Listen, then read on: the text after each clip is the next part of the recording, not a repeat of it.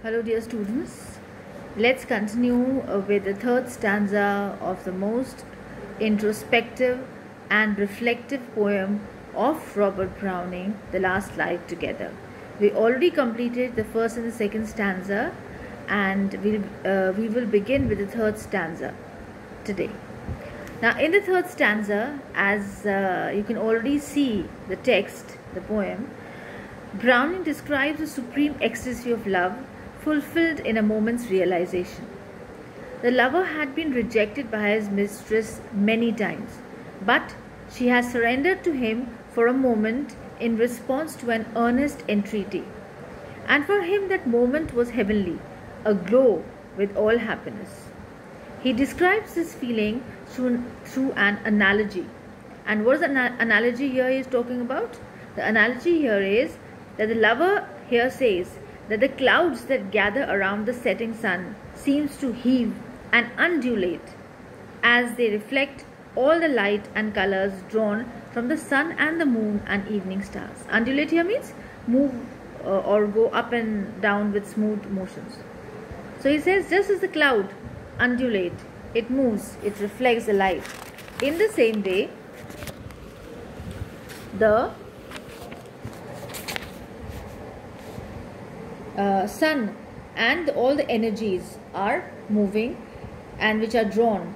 So at this moment, when his beloved surrenders to him, the supreme passion makes him self-conscious, and all the radiance of the skies seems to have invested him with a divine glow. So here we can say that Browning expresses the ecstasy of the lover. He is extremely happy and he is not able to express his feelings, that he is able to spend a very little, even a bit of time with his beloved whom he loved so much, and that small duration of time is so precious for him, is so beautiful, that he finds it holy, that he finds it divine, that he finds it heavenly, that he finds it beautiful. Now here in this third stanza, he also says that he was almost in heaven because of a pure spirit invested of the body. He felt that he is a pure spirit who has divested of the body. He has freed himself from the body, he appeared as if. Now according to Robert Browning, no matter these feelings are the feelings of the poet, and Robert Browning here is spiritual. He says love is spiritual. For Robert Browning, love was spiritual, and he's spiritualizing the love.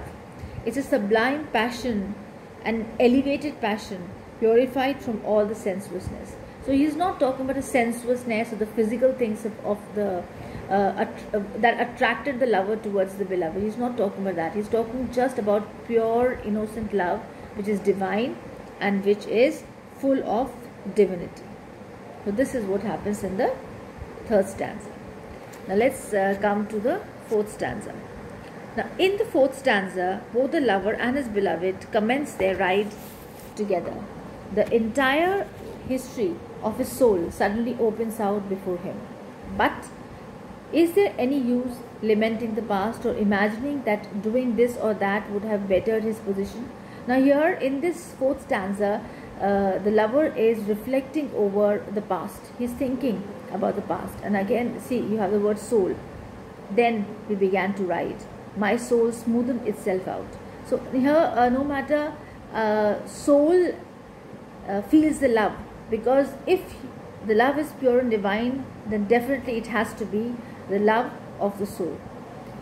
Now he says that for it might quite well have led to other results. Now the fact that matters is that after all they are riding together, and that is something that is extremely important for the lover at the present moment. The soul here is compared to a sheet of paper rolled up in which much is written down. Now the comparisons, though unconventional, is apt, as all Browning's comparisons are. But after all, the soul is not a concentrated point, but a long record of experiences. As we already know, that soul is eternal. Soul never dies. So it's a record of all the experiences of many births that a person has. As he went on to the most wished ride with his beloved, all the past records in his memory lay revealed before him like a roll of paper opened out. As a result of this review of his spiritual history, This retrospective glance of the record of his soul, it seemed as if the record became fresh and full of life, full of vitality and full of experiences. So the lover suddenly remembered all the past transactions he had with his beloved. His life, he thought, had been completely misshaped if she might have rejected the last ride with the lover when he requested her to come with her. Now, Browning here, Robert Browning, the poet, he is quite indefatigable, means he is persisting, making an effort, tireless effort, in emphasizing the need for not regretting the past. What many lovers generally want to do is that they want to have post-mortem examination of their past. But Browning here always discouraged the practice as utterly useless. After an event is over, men generally are in the habit of saying, if I had only said this, if I had done this, when I might have gained this, or I would have lost this. So this keeps on going in the mind of men, especially when love is concerned. Such casuistry means use of clever, unsound reasoning, is a permanent nature of all speculations concerning human life. So he says, none can say that life would have been better if it had been ordered differently.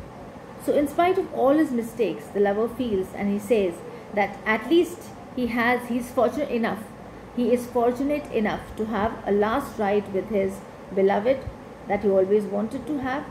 Now here Robert Browning places the positive achievements of which is what is against the speculations of what might have done. So again, we can say that in the fourth stanza there is a lot of introspection, there is a lot of philosophy of Browning, there is a message, there is a kind of moral approach. So many aspects we have through which we can understand the poem, enjoy the poem, relish the poem, and have more fun and understand it in a much better way. Thank you so much.